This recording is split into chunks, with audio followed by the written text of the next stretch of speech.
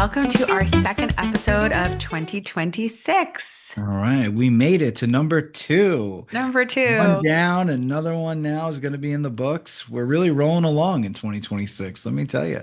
Yeah, and we have a lot of actually very exciting guests coming up. We really, really do. And I'm really excited about this next guest because it's really about childhood education, making sure, your child is heading in the right direction in terms of getting, the instruction that they need. And it's just so important. And I can't wait to hear about all of the wonderful tidbits of information that Deb is going to share with us. Really looking Yeah. forward to Yeah, we have Deb from GameChanger Tutoring Connection, and it. you've actually known her for a long time. And I Yeah. just feel like I need to have her phone number on speed dial because she has, I think she said she has four boys, and Right. she's obviously the expert. But she knows everything about the schools. I mean, that's like a really hot button issue in New York City is what school are Yeah. you going to? What school are you applying to? Do we need to start now? And I know that sounds crazy, maybe for people who aren't from New York, but literally like preschool and like 3K and all that, that is like so important of where you're sending them because then it's where they're going to feed to and what school and what college. I mean, it's just like a whole snowball effect and it's making my brain crazy. Um, Right. for sure. No comment. No comment there. Yeah, Um, I know. But I think as like especially as a new parent, you want to make sure that you're always doing the right thing for your kid. And of course, we're all going to make mistakes and they're right. so competitive and stuff, but we just want to do the best thing for him. Of course, there's no perfect parent. There's no perfect parenting style. There's no perfect educational system. We do the best we can with the information that we have available. And Yeah, that's the thing about being in New York. There's so much information it's available, and overload. there's so many options, and Yeah. pitfalls and pitfalls, And unfortunately, opinions. and opinions. Yeah. Yeah. So Yeah. it's really important to have somebody who does have that expertise, that knowledge, who can help, navigate this landscape. So Absolutely. yeah, it's going to be So a tell me good. what's going on, or tell our listeners too, what's going on with you? What's going on legally? Sure, sure. How it's happening. So I've been busy. There has been a tremendous amount of layoffs. I'm sure people have heard in the news. So that's part of my practice. I do employment law. So people will call me up and be like, "Hey, I just got laid off. I have this separation agreement. Can you Hmm. review it for me? Do you think that I'm being compensated fairly for the work that I've done for the company?" And then, I'll talk about any potential claims that they might have based on their experiences with the company, and we'll talk about how to get them to exit uh, gracefully. And I need to make sure as their attorney that they're getting paid fairly for what they've contributed to the company for their service. Hmm. So, and the goal is to have them move on to their next employer and their next career move, successfully and without, much regret. So, yeah, there's that part of my practice. And also, I help businesses, in particular small businesses, whether they're in the initial growth phase or they're looking to modify the type of business that they're doing and they want to perhaps maybe acquire new business, or they want to exit. I work with a Yeah. lot of business owners, partners, members of LLCs that, you know, it was working in the beginning for them and now they're ready to go their separate ways. And I help them figure out, the best path to do that. Hmm. So we call it business divorce. And I've seen a lot of that. So yeah, this season now going into the spring, there's a lot of new beginnings, a lot of change. So I'm pretty busy. Are And you seeing, because there's a lot of people who are getting laid off from maybe these kind of corporate jobs where like, or these bigger companies where they maybe had something that was set? Are you seeing people start new businesses because they don't want to go back into the corporate world because it's so volatile? And, also there's a whole can of worms of AI replacing a lot of yeah, these jobs. Or maybe people think, well, I always wanted to start X business. Maybe now's the time. I mean, it's hard in New York, but that's what our whole podcast is about. yeah, absolutely. And there is some of that. There is some of that. There are a lot of people with the moxie and the drive and the dreams, to move into a new direction and to try to create something and make a new name for themselves in this environment. And I personally am so inspired. I'm so inspired by those people, and I do whatever I can to help them and help them avoid, some of the common issues that a lot of Hmm. entrepreneurs face when they're Yeah. first starting up. But ultimately a lot of people just want to move on from their previous employer, and they want to make sure that they have enough money in the kitty to Hmm. get them Hmm. through their next job move or whatever that is, even if it is a new business. So that's really the main goal, to make sure that they have enough money to keep them going into their next chapter. So Definitely. now with Yeah. with New York real estate, we have a new horizon in front of us, the spring market. That's Oh yeah. the main event for a New York City real estate broker. Am I right or am I wrong here? The You're spring definitely market is the thing. you're definitely right. Problem is I sold everything and I had no, I'm kidding. I mean, it's like insane. I mean, there were some things that were kind of sitting. Everything got like multiple offers. It's been so incredibly busy. I mean, luckily Sundays you're not that busy because you're watching our child because I'm like constantly zipping her all over the New York City. But yeah, it's very busy. There's a lot of buyers in the market. And also I'm seeing a lot too. I mean, rents, I heard on the news this morning, rents are at an all-time high. Vacancy rate is under 2%. Rents are crossing a median price of over $5,000 a month. And it's Wow. still going to Wow. continue to go up. And I think like all of these political moves to try and make it affordable are doing the opposite. And I just like don't understand it. I have very strong opinions on all of these new laws that they enacted to make things less expensive, but they're just continuing to make them more expensive. Mhm.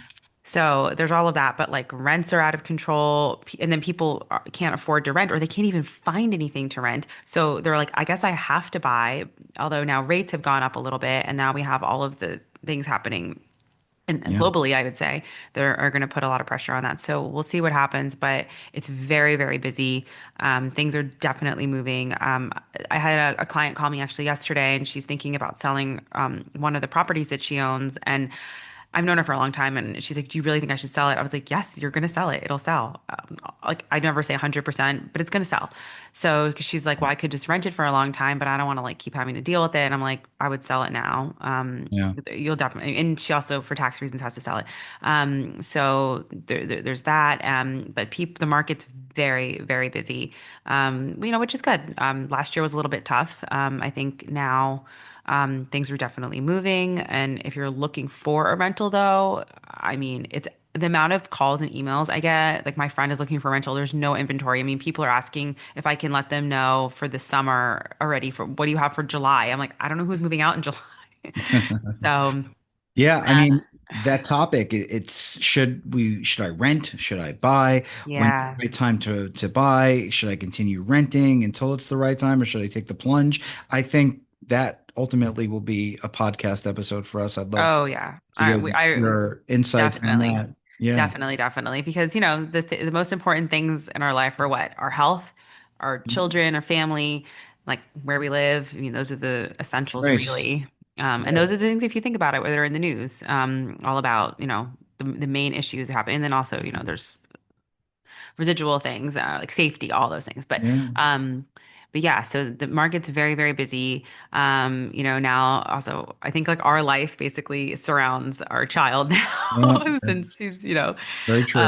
he's like on his way to being a toddler, which is crazy. But I think that's why it's so exciting to have our next episode with our next guest to talk about education because for right now we were in like survival mode and now we're in like hey, we got this, but now everything is going to change. And the next thing is like the classes and education. And like, Yeah. I'm sure like she'll say that like reading is really important too. Um, Mm. and of course, we read to him. So I'm really excited to have her on. So excited for this episode, and I think we're going to get a lot of really great information from Deb. So yeah, let's let her roll. All right, let's jump in. And welcome to our second episode of 2026. And we have today Deb Notis from Game Changer Tutoring Connection. Welcome, Deb. We're so happy to have you. Hey Thank you Deb. so much for having me. Yeah, welcome to the show. So I must say from right, off the bat here, I love your background. Uh, what does that say? Have you started looking at colleges yet? That Yeah. is very funny. So what's the story behind the background? So I had made sort of a generic game changer tutoring connection background, and I found this comic. And my business partner said, You just need to put that in your Zoom background. You'll get so many more clients that way. We will have test prep students lined up because it's so intimidating yet funny at the same time. So it shows, hopefully that we have a sense of humor throughout this incredibly dramatic and stressful process. Oh, absolutely. It really is. And we'll be there soon with our son. But Yeah. so let me ask you, so what first made you interested in helping students navigate school and college admissions in New York? So we started out really hyper local in Westchester County about 15 years ago. My business partner, Marilyn, and I have 6 kids between us. I have Oh, four wow. boys, and she has a girl and a boy. Um, Now her 2 kids one is in graduate school, one is a pediatric dentist. My 4 boys are either graduated or still in college. But when we started, we were both considering going back to work. I had been doing a lot of freelance marketing. I went to law school, and it was not my forte and not my favorite thing to do. I actually went to New York Law, just like Michael. Oh, Oh, it's so funny. Small world. So I went into marketing and writing. I've been freelance writing for a long time. I've been freelance editing college essays since law school. And someone came up to us as we were setting up a gym class for our kids and said, "Hey, can I get my kid into that gym class? You guys are going to have this experience a lot. You're going to sign your kids up for classes, and Leo and a friend are going to be doing a soccer class in the middle of New York City in the winter. And some crazy parent, no offense, is going to come up to you and go, Can I get my kid in there too? And you're going to say, Well, of course, call the place, right? Because you're not in charge and we were not in charge. So we had this woman call the place, and my now business partner, looked at me and said, There's a business in this. We have the resources. Why don't we become that collector of resources? And we started out doing sports and art and music. Um, we dropped the sports during the pandemic, but we also expanded into New York City during the pandemic. Oh, mm. wow. And when everything went online, we started out online in New York City and moved to in person as people started to get back to human contact. Oh, well, and just so everybody knows, our backup vocals today on the episode are provided by our son, in case anybody's wondering. So, Yeah, he's in his playpen, just, loving it. wiling out right now. He You just, loves. yeah, yeah, just in case anyone's wondering what that is. They were not put in post. They are live. Anyway, well, that's super interesting. I mean, I think there was a lot of changes during the pandemic where people shifted, people figured out I always like to say in chaos, there's always opportunity. And so that's like so interesting to hear that you were able to figure all of that out. So we expanded Yeah. actually, we're It, pretty heavy in New York right now, and mhm. we're national as well. Oh, wow. That Oh, was the great. beauty of it. So it's been What really fun. are there any specific areas that you focus on? Is it East Coast or is it really like running the gamut all over the country? We're all over the country, and we work with students from kindergarten through post-college career prep. So Oh, wow. what's really fun is that we are the connectors for everything from, your basic learning your letters to AP Physics 2, which is like electromagnetic physics or something like that, that I really don't even know how to spell. And, multivariable calculus and all levels of history and English and everything else. And then within that, we also have test prep. We Hmm. have those tutors for, those competitive New York City schools. We have the IC and the We're going to touch Shishak on that. tutors. Um, we have a lot of great people for that. And then we have college advisors. I am a college advisor under our umbrella. And we have career prep people who work with students starting in college because Oh, interesting. internships are really important. Yeah. Let me ask a question on that. It's kind of something that just came to mind. So with like the changing landscape with AI, with maybe how work is probably going to be changing in the future, are you changing any of how you're teaching things, or are you like integrating like AI into your In tutor? terms of advising. Yeah. So, as a college advisor, the first thing I say, and it's actually in my contract, is don't use AI. Oh, interesting. It's Yeah. quite generic. And when you see, I can pick out an AI Common App Yeah. essay really quickly. So Yeah. I actually, this year, I had to put that into my contract, saying if you're using AI, I will drop you as a student.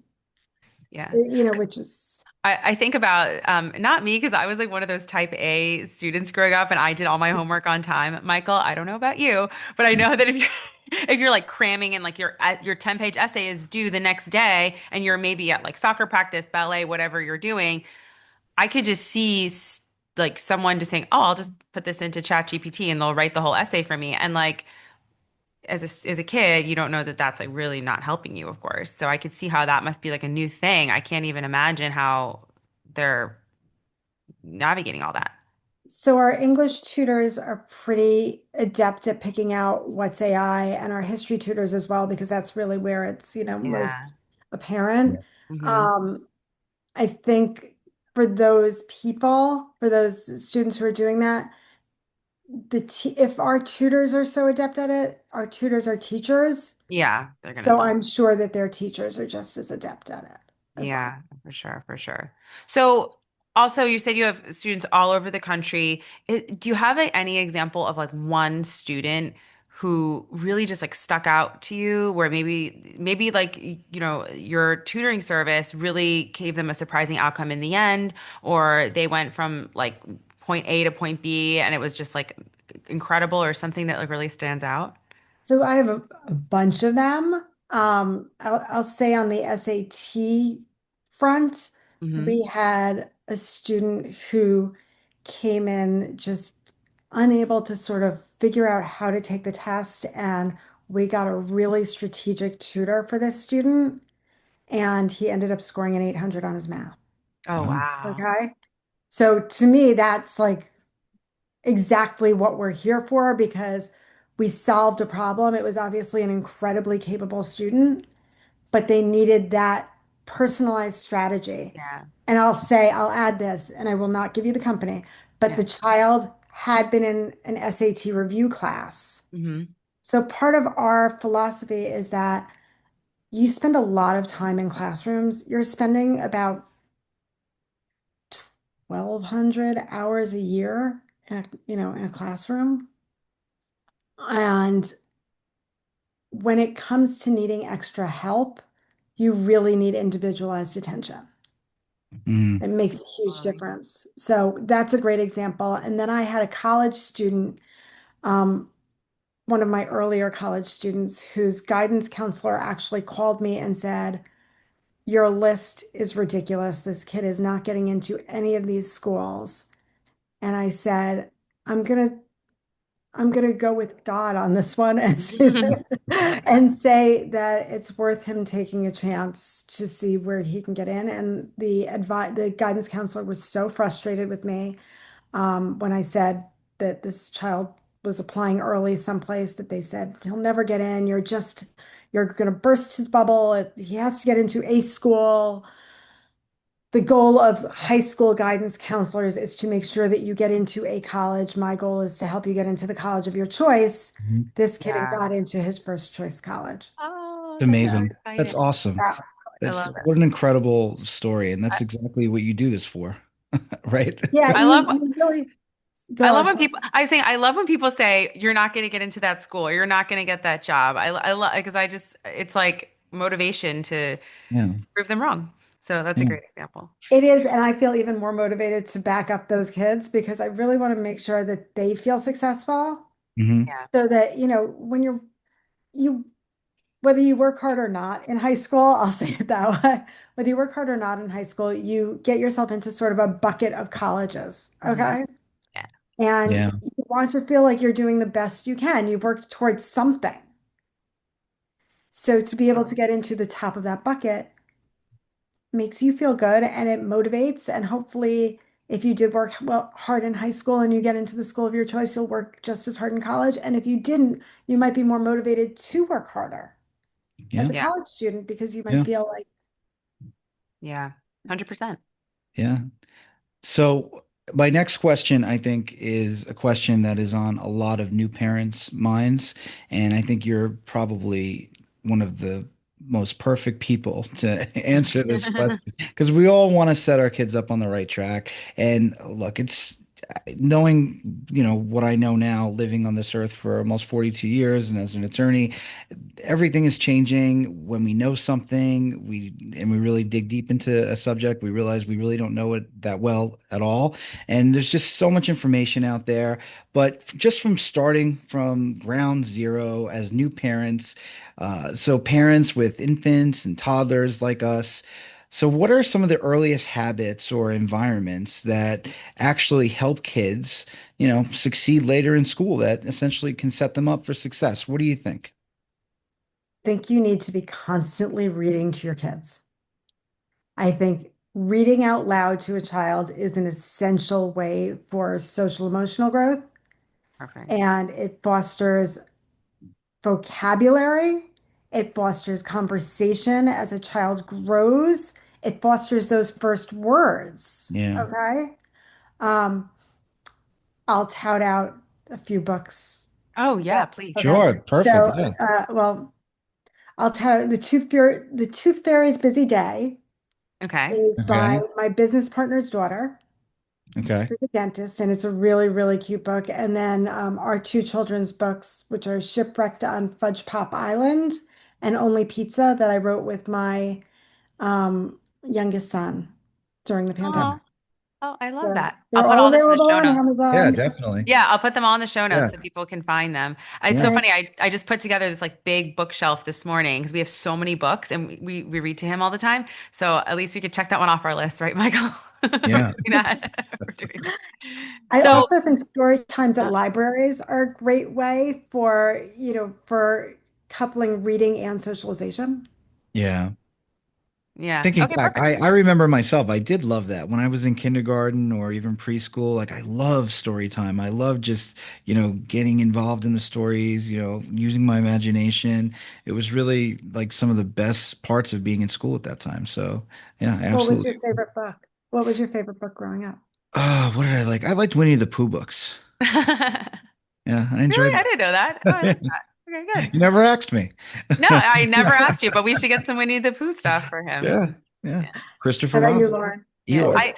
it's so funny because somebody gave it to us when Leo was born, but I remember my mom reading Where the Wild Things Are, Mhm. that book. I like very specifically remember that one. I think we had like a big copy of it. So I have that one for him. We haven't gotten there yet because he likes the books with all the like textures and like things you could like touch and feel and stuff, but we'll get there. Yeah. Yeah. I remember reading Jamberry to my kids a lot. Did you guys get him Oh, Jamberry? That's a really no, cute we don't have book. that one, but we Oh, should get that That's one too. another really cute book. So, Yeah. Cool. um, So I want to also jump in about this because this is the thing that's like we need your help and we need your advice because all of the kindergarten applications, admissions, all of that just happened in New York City, and it just feels so overwhelming going between public school, private school, charter school, special schools. Like, what is going on? Explain it. Like, does it matter? Do you need to get into like a t top tier kindergarten, or do you need to get into it? What? Explain it. I have I no will idea. say before Deb answers, I will say, Lauren, you are a little obsessed with this topic, and I think I mean, I a lot of am women are, a because lot of people, it. and yeah, men and women. I think a lot of people are, Yeah, I mean, I know he's not. Yeah, he's obsessed too. He wants to know. But I think a lot of people are, and I'm like, I just want to know if it matters. And I mean, because people are really passionate about it, so there must be a reason. so yes and no. Okay. It's a complicated question because does it matter if your kindergartner is at a top hmm tier private school? Not really, per se, hmm but it's the entry points that matter and it's the foundational learning that matters. So you can supplement the foundational learning no matter where Leo goes to school. You will be reading to him. You will get tutors for any basic skills that you feel like you're not getting through to him. That's not the problem. It's that there is then an entry point where Leo can get into a more competitive school, whether it's the beginning of middle school, the beginning of high school, and whether certain schools are feeders into other schools is always the question. So if you're in one public or private school that happens to be a feeder into Hunter College High School or Bronx Science, That's where it becomes important because the more competitive high schools tend to get better college results Yeah. and they tend to have a better staff of teachers. They do. Yeah. So do I think your kindergartner or preschooler needs to be at Horace Mann or, or any top tier public school or anything like that? Not necessarily. No. Got it. But it's also about the I think ratio, I think, of students to teachers. Oh, and Michael, if you have to tap out on baby duty, I'll do this mom to Sure. mom. One of us will have to. Um, but I think also it's like the ratio of students to teachers, and also maybe just it's kind of like a crazy thing to think about, but like the parent environment, the play date environment, like I guess all of that other stuff so. surrounding it too, right? To a certain extent, yes, with the parent environment. Kids are kids. You want your Hmm. kid Yeah. exposed to as many different kids as possible, and hopefully there's an understanding fostered as kids are around people who are more diverse than they Yeah. are and who bring other things socioeconomically, racially, religiously, whatever background there is to the table. I think that's great. Parents are a whole other bag of chips. No. Okay. Especially in New York City, especially in New It York City. in New York City, everywhere, but New York Yeah. City is quite complex. So yes, there is that. Um, the public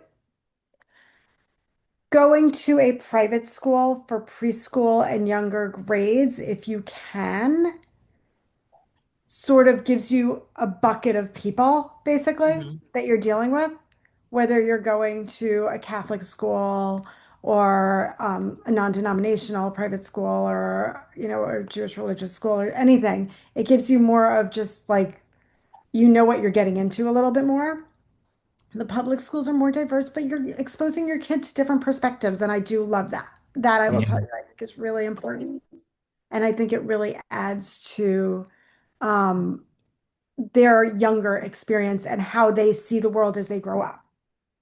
Yeah, Totally. There's also, definitely. you know, 100%.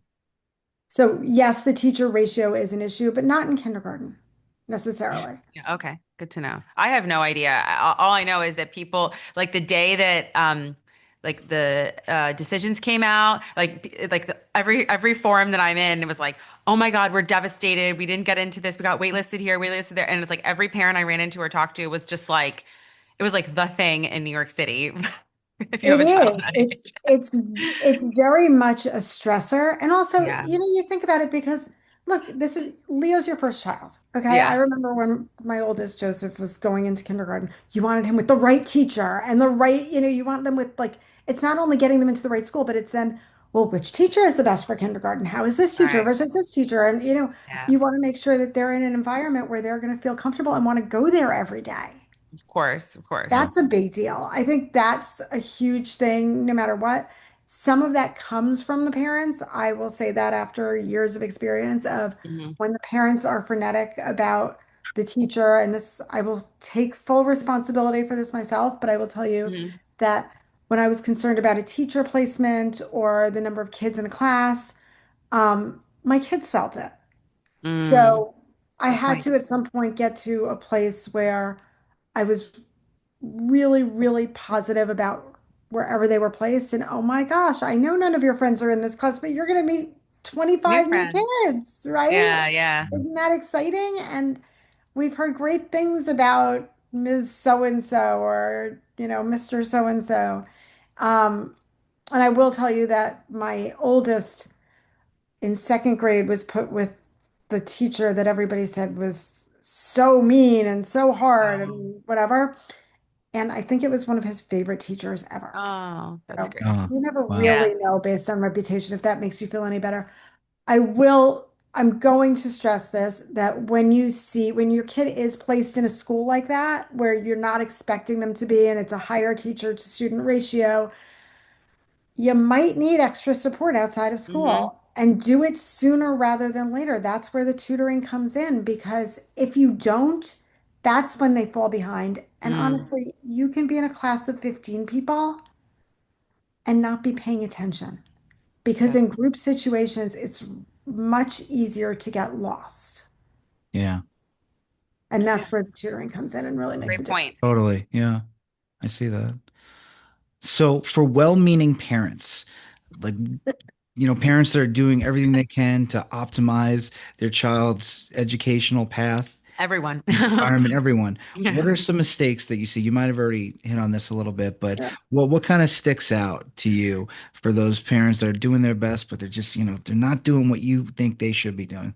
What do you think? I think, well, Yeah. as the expert of for all children and mankind, I will say that a lot of parents waste their time putting kids in large review classes. Mm. So they think that this is what all their friends are doing. They want to make sure that they're in with their friends and not, a lot of FOMO. But education should be an extremely individualized process. It's about the way that you learn. I Mhm. learn differently than you. And for me to excel and to become a confident student, I need the attention to get me ahead. So learning has to be about your child's individual style and how they can gather and process information. Oh, someone's tapping out. Yep. Yep. I Okay. got to go We'll do it deal with mom to Leah. mom. All All right. right, Okay, Listen, Leah. you know great what? conversation. No, no, Okay, he's I gonna can't come wait to back. listen. This is parenting in Yes, real sir. time. All right. Bye. Um, so, don't force your kids to do things also because you think that they'll look really good on their resume.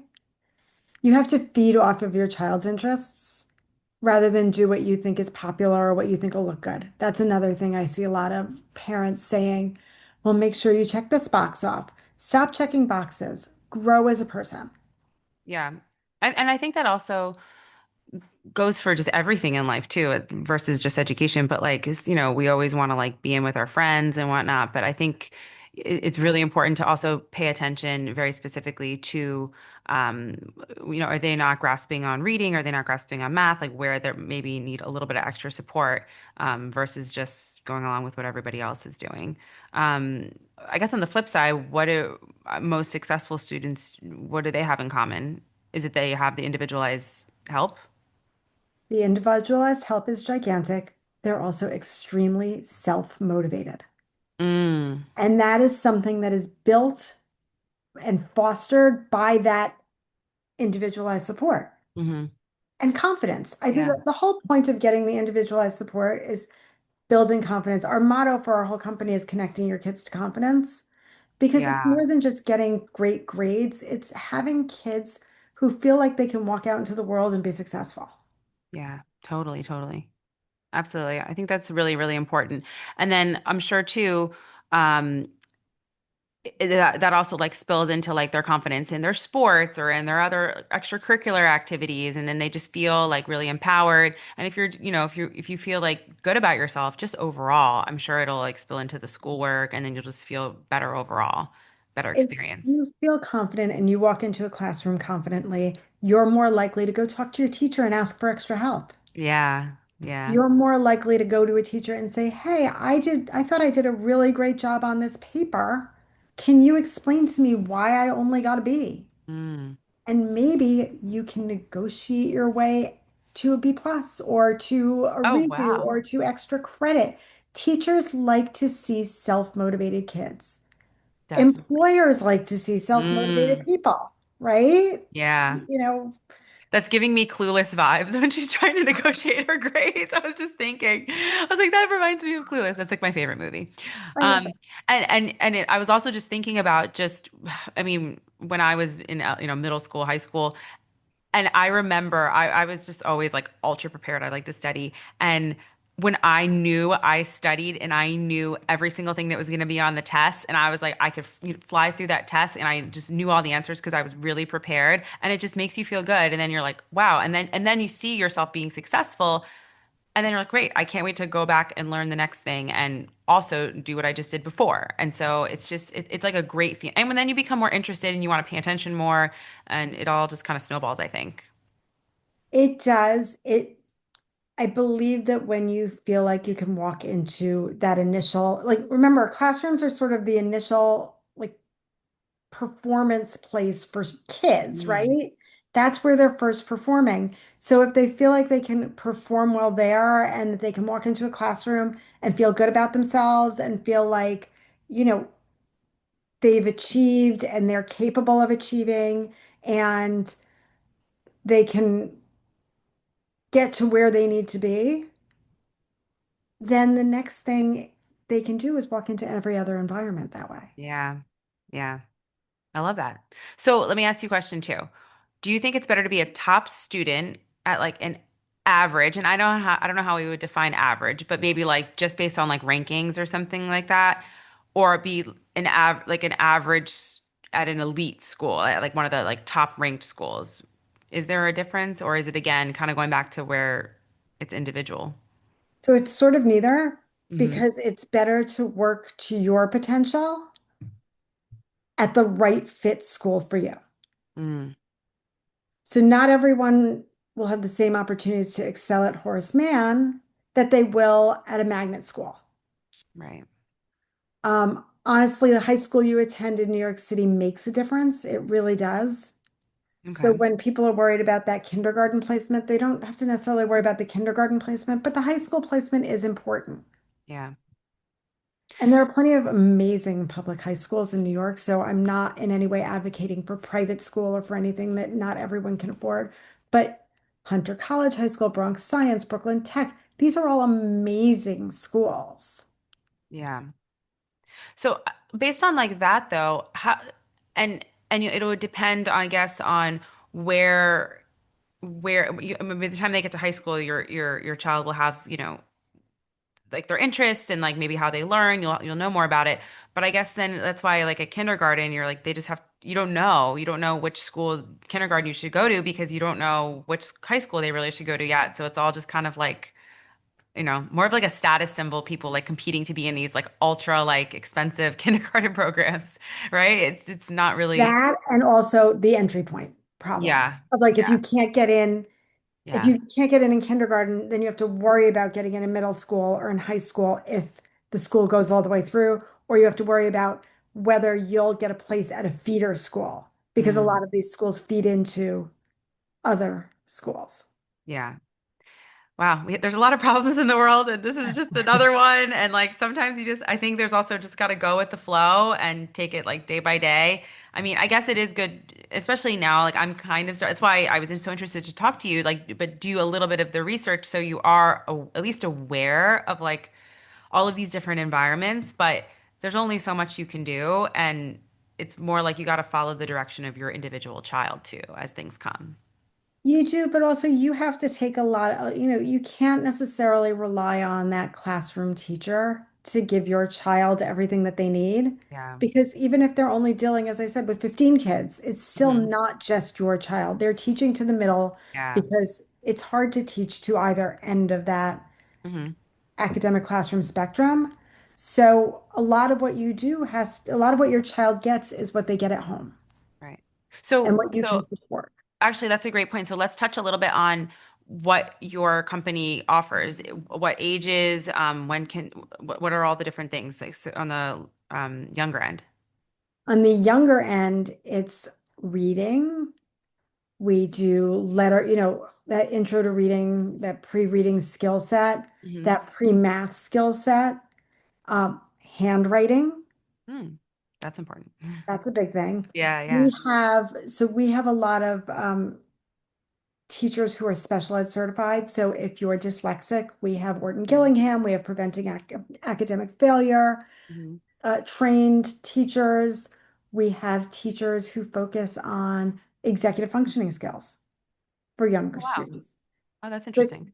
the sooner that you get those skills in line, the more successful academically you will be. Got it. And this is something a lot of kids who start out, you think that they're not doing their homework because they don't want to do their homework. They just can't get it organized mentally in their head. And Yeah, having an executive functioning tutor to get them into a routine, yeah. they will learn what the process is. They will set up rules so that they're taking down the assignment that's written on the Hmm. board, or they're checking their canvas for homework. And even in kindergarten, where there is no homework, you can tell when your kid has an attentional issue, Mm. and Yeah. that needs to be nipped in the bud just with support so that they Yeah. don't fall behind as readers. Yeah. Yeah. The most essential early skill is Hmm. reading. Reading.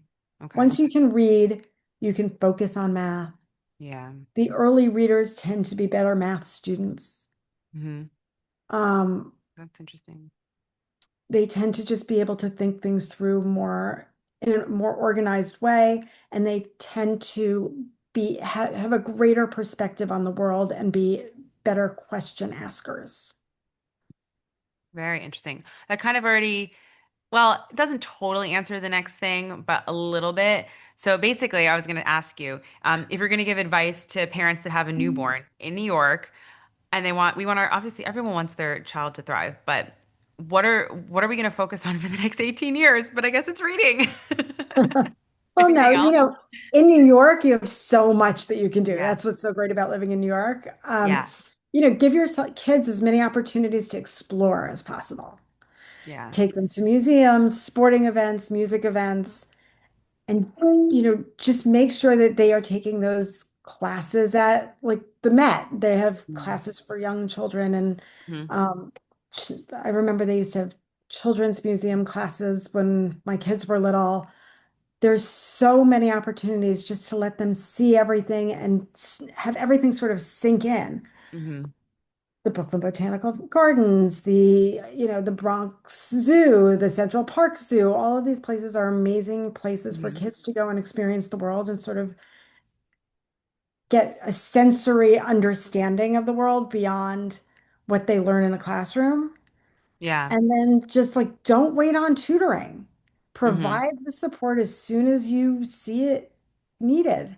If Yeah. you if your kid does not end up in one of those TT schools and you feel like they're falling behind because they are in a classroom with 30 kids, Mm-hmm.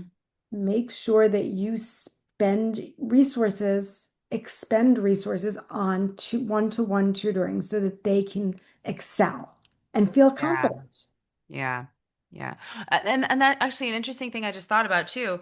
So say you're really focused on, how your kid is doing in school, and say you kind of feel like maybe they're ahead. Maybe what they're learning, they're bored because they're a little bit ahead. Maybe even tutoring could be something that, you could like move them forward even a little bit more if they're like excelling past the reading level that they're in class, right? So we do a lot of enrichment tutoring Hmm. where kids feel a little bored and they want to explore other things. And that's what really, as they get older, leads to that resume building. And Mm. that's where we do a lot of exploratory with kids. Yeah. We connect them to people who can take them to the next step so that they Great. continue to feel confident. And Yeah. that's a really great point. That's such a good point because you want your kid to not feel halted in any way either, Yeah, because that's absolutely. Absolutely. frustrating. Frustrating. Yeah, because that could be one thing where maybe like they kind of feel like you think that they're maybe bored or behind, but they're actually ahead. And so as much as we have like amazing teachers, maybe the teacher isn't going to pick up on it like right away. And so that, yeah, definitely enrichment. And again, the one-to-one thing I think is really important. That's a great point. It was something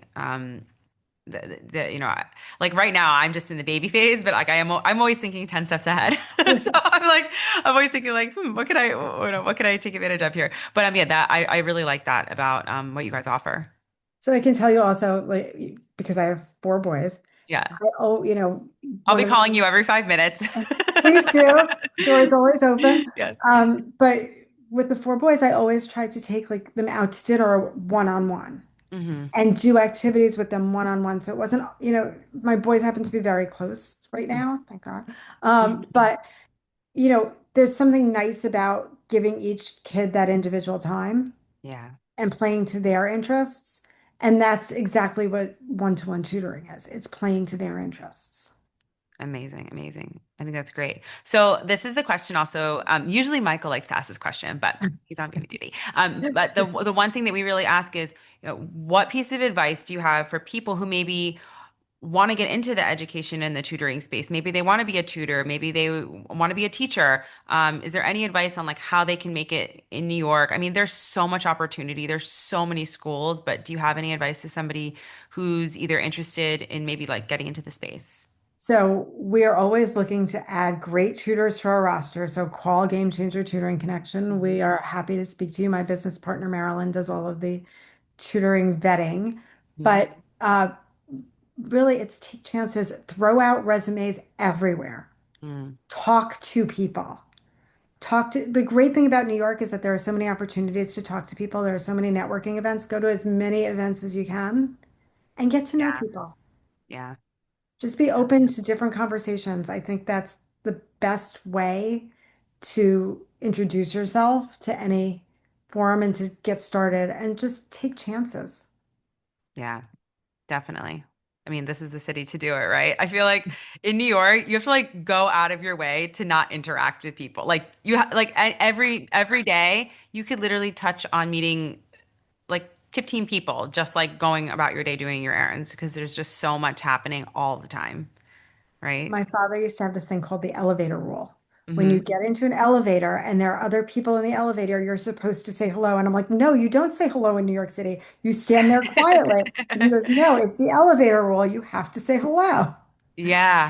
Now, when you're 20, it's embarrassing and you can be a little self-conscious, or you can take it as an empowerment moment and say, wow, this is really exciting. I'm going to walk into an elevator and I don't know who I'm going to meet today. Oh, I love that. It's funny because I'm a broker, so I'm always in the elevator with like random people, and so I always I want to be nice too because who knows, maybe it's the board president I'm in the elevator with or something.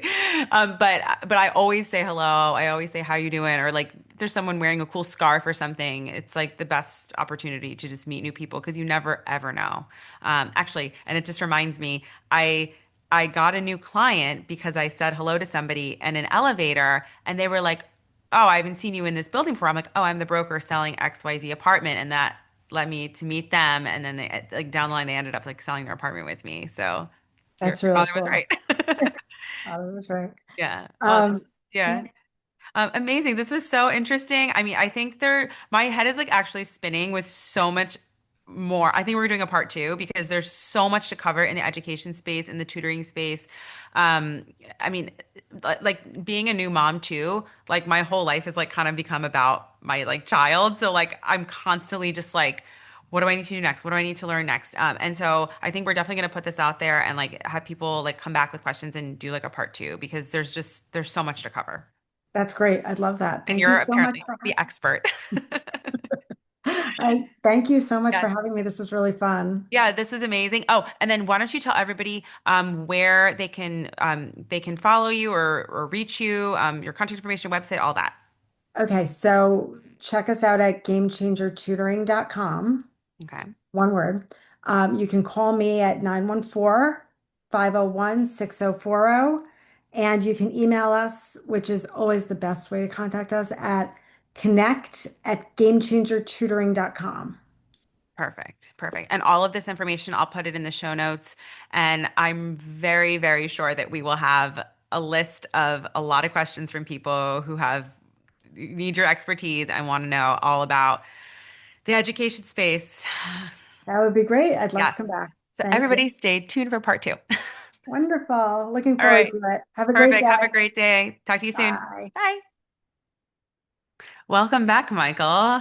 Uh, So he finally went down. It took a while, but finally he was able to just, conk out. And I kind of missed like a really good portion of the episode. So now I have to listen as, yeah. as a completely, unrelated person here. I have to, just, listen like our audience would. So I look forward to it. Why don't you tell me, what did I miss, Lauren? Oh no, that was great. I learned so much. Deb was great, and I mean, yeah. So essentially, reading is the most important. Oh I yeah. actually there's so much to cover on this topic that I think we're gonna do a part two. Yeah, So that'd be great. we're definitely gonna do a part two. But yeah, that was super insightful. And hey, that's parenting in real time, Right. I tag making it work. in. I tag out, you get in, and then I We're a tag really good back team, don't in. you think? Yep. I think so. I think so. I think we're doing okay. We're making it work. Exactly. Making it work in New York. That's Um, right. so yeah, no, that was really, really exciting, really insightful. And I think people are going to have a lot of questions. It's like a really hot button topic about the Yeah. schools and education. And basically, I think the overarching conclusion from it was that everything is individualized. Hmm. Um, you really have to follow the cues of your child and, do an individualized path, individualized like tutoring to either help them catch up or help enrich them and foster, where they're already at. So, Right. But it is super important though to ask the right questions. I mean, mhm, look, nobody has all the answers. You can't yeah, expect anybody to have all the answers. But never. as a parent, I think you have to go on that search and try to find what's right for your child, Hmm. that child's individual needs and goals. I think, like you Yeah. mentioned, very Yeah, important. absolutely. So I'm gonna go read him a book. Yeah, so we'll definitely read him a book and we'll just like I guess keep doing what we're doing. And then we have our next episode, we have our next guest, and everyone should stay tuned for that. Great.